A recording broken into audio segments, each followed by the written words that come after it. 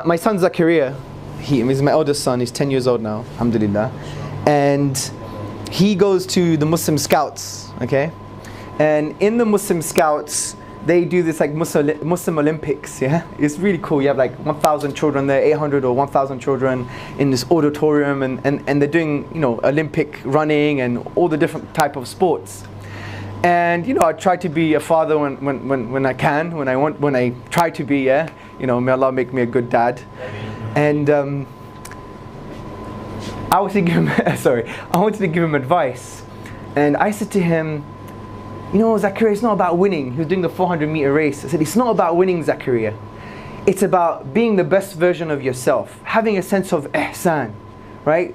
Because Allah has given you tools and gifts. You don't know what they are, but you know they're amazing, and you want to use them to the best of your ability. And if you use them to the best of your ability, this is shukr to Allah subhanahu wa ta'ala. Because ihsan is linked to shukr in my view. Because Allah has given you tools, use them excellently as best as possible, and this is a sign of gratitude to Allah subhanahu wa ta'ala. You could win, Zakaria, but you didn't do your best and you really failed.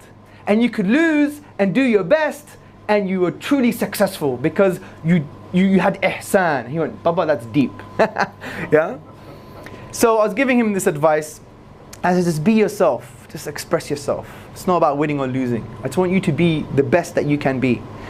So it starts on your marks, get set. It was phenomenal. He was going so fast. He was like, oh my God. Like he looked like, he was like in his zone. Like, you know when you have children as a father, you know when your child is like in that very rare moment, self-expressive, not caring what people think. In that age, they care a little about what mom thinks, dad thinks, other children think. But he was like in the moment. He was in a social, spiritual vacuum. He was like, I was like so like, I was overwhelmed, yeah? Sorry. And I had Ilyas, my other son, on my shoulders, and lots of Asian subcontinent conservative lot there. And I'm the kind of guy that I don't care what people think now. I'm 36 years old, I don't give a damn. I got Ilyas on my shoulders, I'm wearing a Bruce Lee top, I got some crazy tracksuit, I'm all disheveled, I got wearing some crazy boots. I'm going through the middle of the Olympic Park going, come on Zakaria, beautiful baby. I'm holding a moose, some uncle, beautiful baby, running around, excellent Zakaria, brilliant. I was in the moment, I was like, wow. He came second, alhamdulillah. When he stopped, he looked at me as if it was, you know, I found a part of myself that I haven't found before. Yeah? These are very rare moments, right? And I'm thinking to myself, sorry, why did I react that way?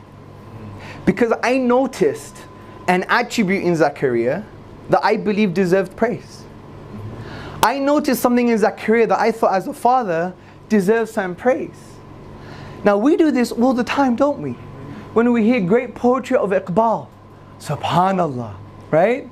When we see our famous nasheed artists, we're like, wow, what a great nasheed.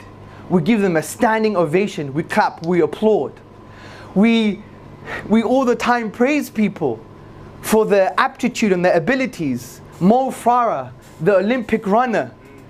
Even when Mo Farah was doing the Olympics, I even stood up saying, come on Mo, right? And I was like, wow, what a brilliant runner.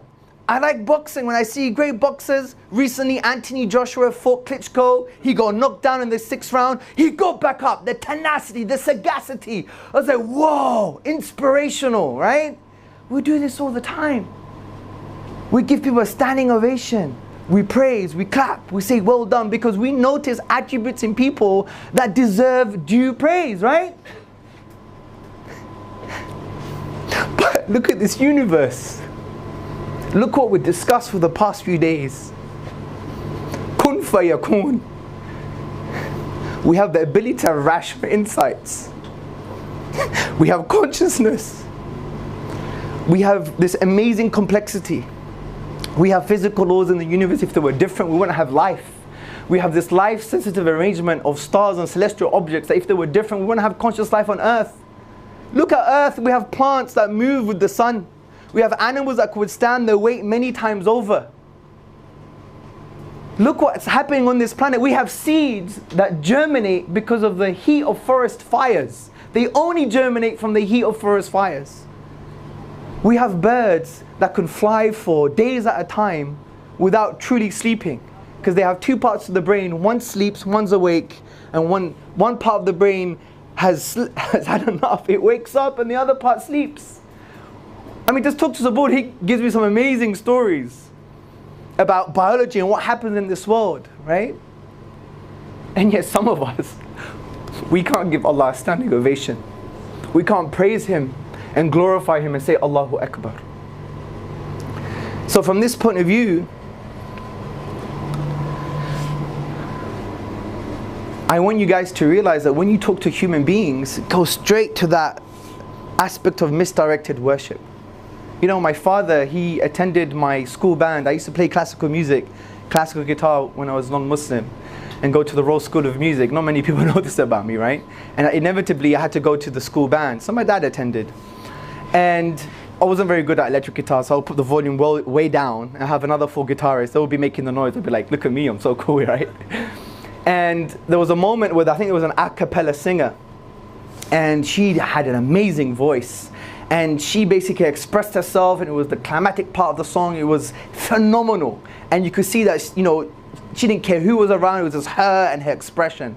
My dad stood up and he was going, bravo, in his kind of Greek accent, bravo. He was the only guy standing up because he noticed an attribute in her that deserved due praise, right? That self-expression, that amazing ability. We do this all the time, but look at Allah subhanahu wa ta'ala. The people that we praise are deficient. They're just a rearrangement of carbon. They're limited to some degree. They're not perfect. They have flaws and deficiencies. But Allah subhanahu wa ta'ala is not flawed.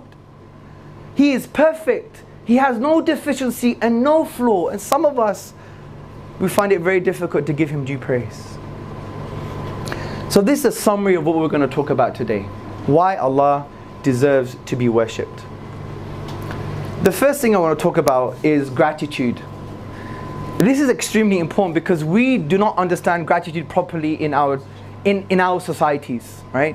We think we should be grateful for a bigger house. We think we should be grateful for a better car. We think we should be grateful for 3 meals, right?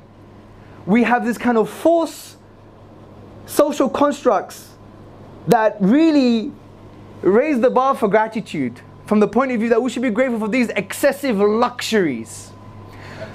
But I want you to understand something, and I want you to be able to tell humanity this too, that there is something that is priceless, that is given to you freely at every moment of your existence. You don't earn and you don't own.